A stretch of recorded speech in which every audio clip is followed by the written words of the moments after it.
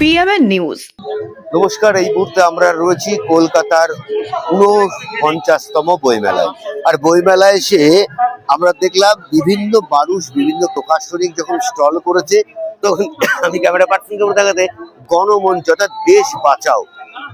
আজকের বইমেলায় পশ্চিমবঙ্গে দাঁড়িয়ে আমরা এমনই মাধ্যমকে পেয়েছি যে গণমঞ্চের সামনে বর্ণালীদি আজকের বইমেলায় দাঁড়িয়ে দেশ বাঁচাও এই কথাটা কেন বলতো?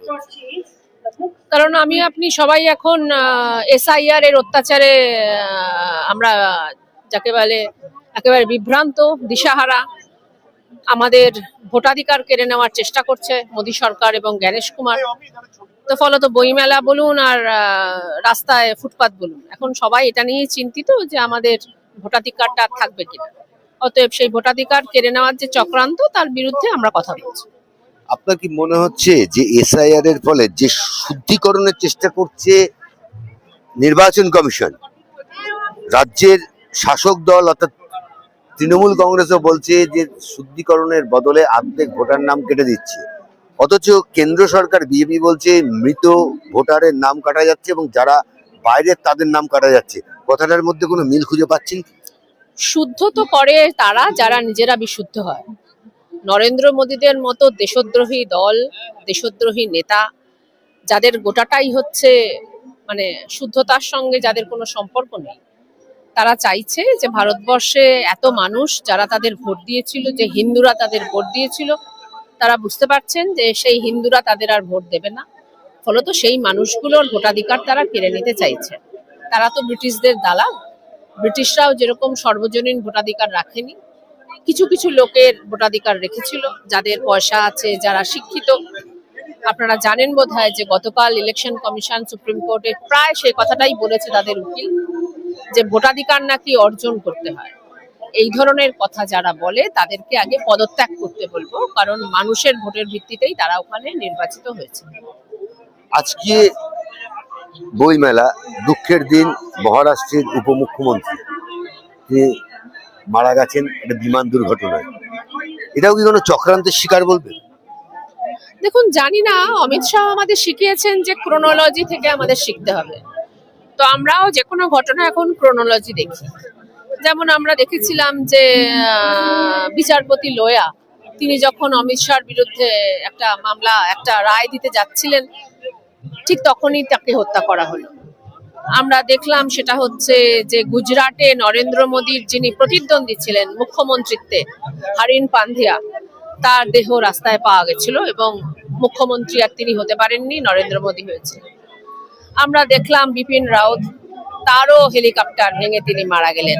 অর্থাৎ যখন যখন যে বিরুদ্ধে কথা বলছে, আমরা সঞ্জয় গান্ধীও তো হেলিকপ্টার ভেঙে আমরা শুনলাম, মানে তার মানে সঞ্জয় গান্ধীর এই হেলিকপ্টার ভাঙা নিয়ে নরেন্দ্র মোদীরা, বিজেপি, RSS যে কথা বলতো, তার মানে আজকে অজিত পাওয়ারের ক্ষেত্রেও আমরা আশা করব বা ভাববো যে তারা একই কথা বলবেন।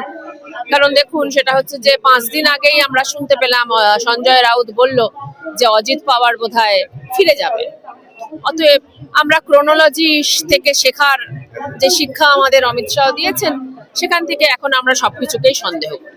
গত পরশুদিন কেন্দ্রের স্বরাষ্ট্রমন্ত্রী বলছে রাজ্য সরকারকে প্রচুর টাকা দেওয়া হয়েছিল মালদার দিকে বাংলাদেশ এবং ভারতবর্ষের যে সীমানার বেড়া দিতে, কিন্তু রাজ্যের মুখ্যমন্ত্রী নাকি সেই বেড়া দিতে চাইছে না। কি বলবেন?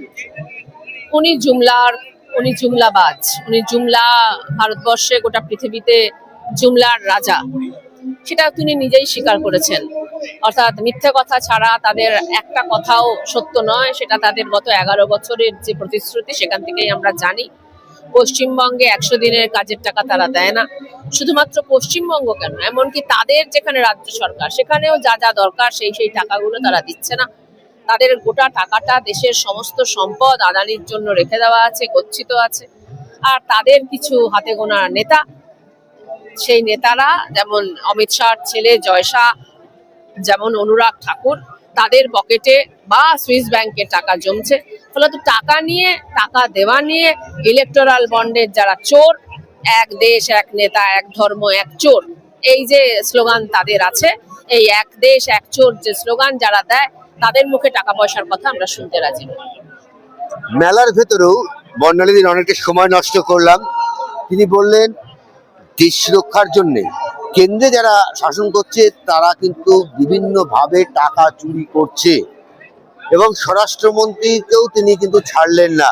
প্রকৃতপক্ষে কি করছেন, সাধারণ মানুষ কি বলছেন, দেখা যাবে আগামী 26-এর বিধানসভায় ভোটে কে কত দূর এগোতে পারে। সব নিয়ে আপনারা চোখ রাখুন পিএমএন নিউজ বাংলার পর্দায়। जनहित से जुड़ी खबरों के लिए पीएमएन न्यूज को लाइक करें, शेयर करें और चैनल को सब्सक्राइब जरूर करें।